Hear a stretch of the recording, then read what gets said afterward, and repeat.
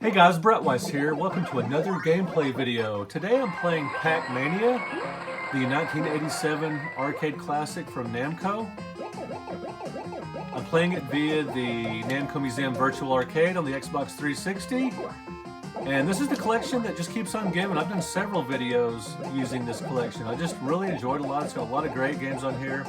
And Pac-Mania is definitely one of them. Now, a lot of people don't like this game because you can't see the entire board. There are dots that you know, they're somewhere else in the maze that you can't see, and that frustrates some people because, like the original Pac-Man and this Pac-Man, of course, and Super Pac-Man and those games, you can see the whole board. This one scrolls, and there's no radar or anything like Rally X indicating, where the rest of the dots are on the board. But I think the difficulty level is low enough in this game where it's not that big of a deal. Once again, you can gobble ghosts after you get the Energizer pill. It's just like in Pac-Man.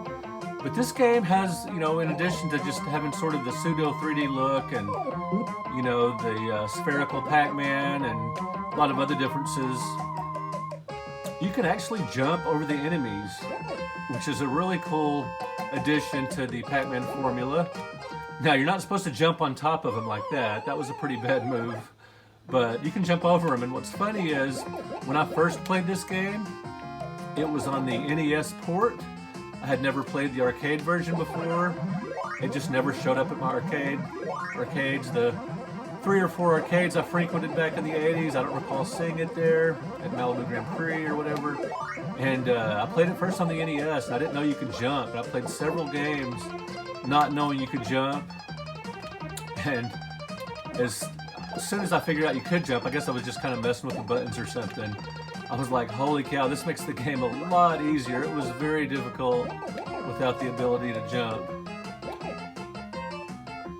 But with jumping, it's definitely playable. It's a pretty fun little game, and a lot of people's favorite level design is this one because it's got the Lego or building block design that's really neat.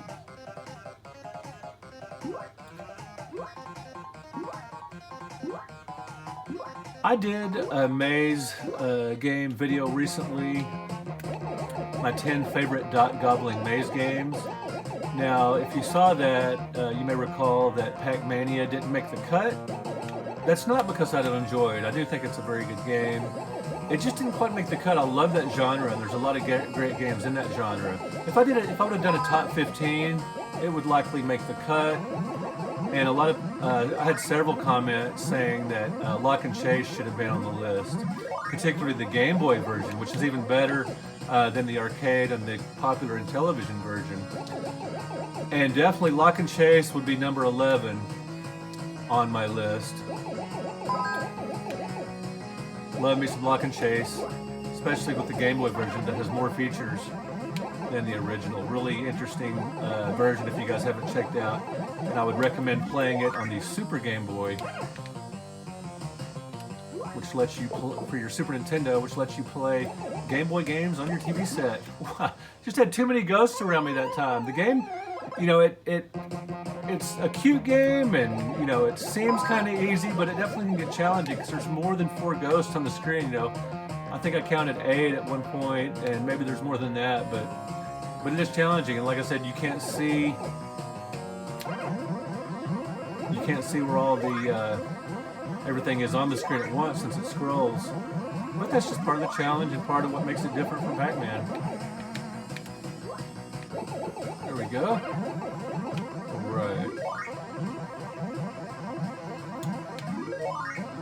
I'm having a good time on a Saturday night, just hanging out in my game room. Hope you guys are having a nice day, whether you're watching this the following day or just at some point in the future, or whether you're watching it tonight. Not smart. Alright guys, I want to get past at least a couple more levels for you guys. Because, yeah, don't know where the other dots are. Maybe up here to the right. There we go. Some over there to the left too. Oh, that was close. The controls work pretty well with this. although they're not as sure as the arcade version, which is no big surprise. I mean, the dual analog controller, the stick on the Xbox works well, but it's not the arcade game. It's not the arcade joystick, and I was not as sure as that. Works about as well as the D-pad on the NES. It's comparable. Got that nice wacka wacka sound effects that are so famous with Pac-Man. Very cool. And you do get the satisfaction of gobbling the ghost. That's one of the more satisfying things to do in video games. It just has a nice feel to it. Very iconic action.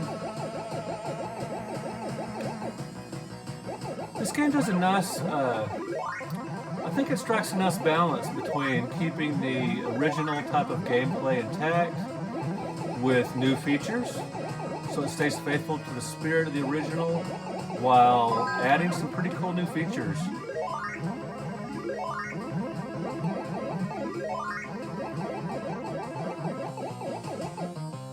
Yes, you can gobble fruit. You saw an orange up there, like very classic Pac-Man.